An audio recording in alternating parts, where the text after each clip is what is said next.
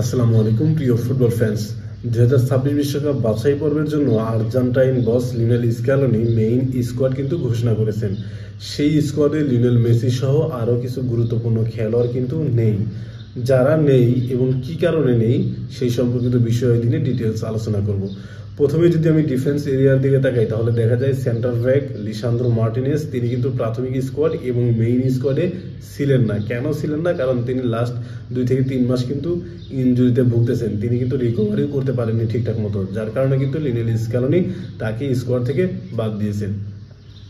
তারপর কথা বলা যায় জিভনি লো সেলসোকে নিয়ে। সাম্প্রতিক সময়ে জিভনি লো সেলসো আপস অ্যান্ড ডাউনসের মধ্যে দিয়ে যাচ্ছেন, অর্থাৎ তিনি মাঝে মধ্যেই সুস্থ হয়ে খেলায় ফিরতেছেন, আবার হঠাৎই ইনজুরিতে পড়ে যাচ্ছেন।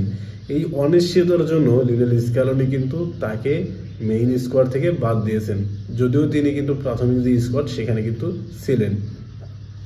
তারপর কথা বলবো দিবালাকে নিয়ে। পাওলো দিবালা কিন্তু প্রাথমিক স্কোয়াডে ছিল এবং আমরা সবাই ভেবেই নিয়েছিলাম যে হয়তো পাওলো দিবালা মেইন স্কোয়াডেও থাকবেন, কিন্তু তার পায়ের পেশির ইনজুরিজনিত কারণে লিওনেল স্ক্যালোনি কিন্তু তাকে মেইন স্কোয়াড থেকে বাদ দিয়েছেন। এখন কথা বলা যাক ফুটবল ইতিহাসের অন্যতম সেরা খেলোয়াড় লিওনেল মেসিকে নিয়ে। দেখেন, লিওনেল মেসি কিন্তু ইন্টার মায়ামির হয়ে লাস্ট কয়েকটা ম্যাচের মধ্যে থেকে 3টা ম্যাচ কিন্তু মিস করেছেন। পরবর্তী সময় ক্যাভালিয়ারের বিপক্ষে তিনি কিন্তু সাব হিসেবে মাঠে নামেন এবং সেখানে কিন্তু একটি গোল করেন।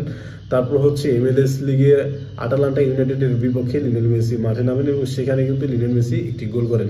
মূলত আটালান্টা ইউনাইটেডের বিপক্ষে এই ম্যাচটা খেলার জন্য লিওনেল মেসি কিন্তু অধীর আগ্রহী ছিলেন, কারণ তার পরবর্তী ম্যাচগুলো কিন্তু জাতীয় দলের হয়ে খেলতে হবে, যার কারণে লিওনেল মেসি নিজেকে ঝালাই করার জন্য কিন্তু সেই ম্যাচটা খেলেন এবং সেখান থেকে কিন্তু লিওনেল মেসির যে অ্যাডাক্টর মাসেল এরিয়াটা আছে সেইখানে কিন্তু হালকা ব্যথা অনুভব করেন, যার কারণে লিওনেল স্ক্যালোনি কিন্তু লিওনেল মেসিকে এই 2026 বিশ্বকাপ বাছাই পর্বের 13তম এবং 14তম রাউন্ডের ম্যাচে তাকে স্কোয়াডে রাখেননি।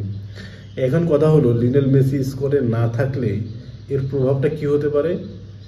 আচ্ছা দেখেন, ফুটবল ইতিহাসের অন্যতম সেরা খেলোয়াড় লিওনেল মেসি, এটা কিন্তু আমরা সবাই জানি। দেখেন, লিওনেল মেসি শুধু যে গোল করেন বিষয়টা কিন্তু এরকম না, তিনি একদম নিচ থেকে বল কন্ট্রোল করেন, অর্থাৎ দলের একদম মেইন যে মিড তিনি কিন্তু কন্ট্রোল করেন এবং সেইখান থেকে কিন্তু ফাইনাল থার্ডে বল দেওয়ার যে অ্যাবিলিটি সেটা কিন্তু ফুটবল ইতিহাসে আর কারো নেই লিওনেল মেসির মতো।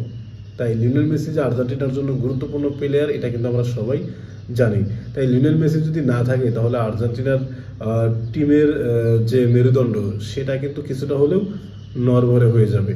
ফিফা বিশ্বকাপ বাছাই পর্বের পয়েন্ট টেবিলের দিকে যদি তাকাই তাহলে দেখা যায় আর্জেন্টিনা এখনো পর্যন্ত 12টি ম্যাচ খেলে 25 পয়েন্ট অর্জন করে তারা কিন্তু কোয়ালিফাই করেছে। তাই সামনের যে 2টি ম্যাচ রয়েছে উরুগুয়ে এবং ব্রাজিলের বিপক্ষে, সেই ম্যাচ 2টি হেরে গেলেও কিন্তু আর্জেন্টিনার তেমন কোনো প্রবলেম হবে না। তবে ফিফার র্যাঙ্কিংয়ে কিন্তু 2 নম্বরে চলে যাবে আর্জেন্টিনা। তাই লিওনেল মেসিকে ছাড়াই লিওনেল স্ক্যালোনিকে কিন্তু এই 2টা ম্যাচ অবশ্যই জয়লাভ করতে হবে। যদি লিওনেল মেসিকে ছাড়া জয়লাভ করতে পারে তাহলে বোঝা যাবে যে পরবর্তী যে বিশ্বকাপ অথবা পরবর্তী যে ম্যাচগুলো রয়েছে লিওনেল মেসিকে ছাড়াই কিন্তু আর্জেন্টিনা নিজেদের রক্ষা করতে পারবে। কারণ লাস্ট 15 থেকে 20 বছর কিন্তু লিওনেল মেসি আর্জেন্টিনার হয়ে যে লেভেলের পারফর্ম করে যাচ্ছেন সত্যি প্রশংসনীয়। আর লিওনেল মেসি না থাকা থেকে এই 2টা ম্যাচে কোনো প্রভাব পড়বে সেটা অবশ্যই কিন্তু কমেন্ট বক্সে জানাতে পারেন, বা লিওনেল মেসিকে ছাড়া কি আর্জেন্টিনা উরুগুয়ে এবং ব্রাজিলের বিপক্ষে হেরে যাবে সেটাও কিন্তু জানাতে পারেন। ধন্যবাদ।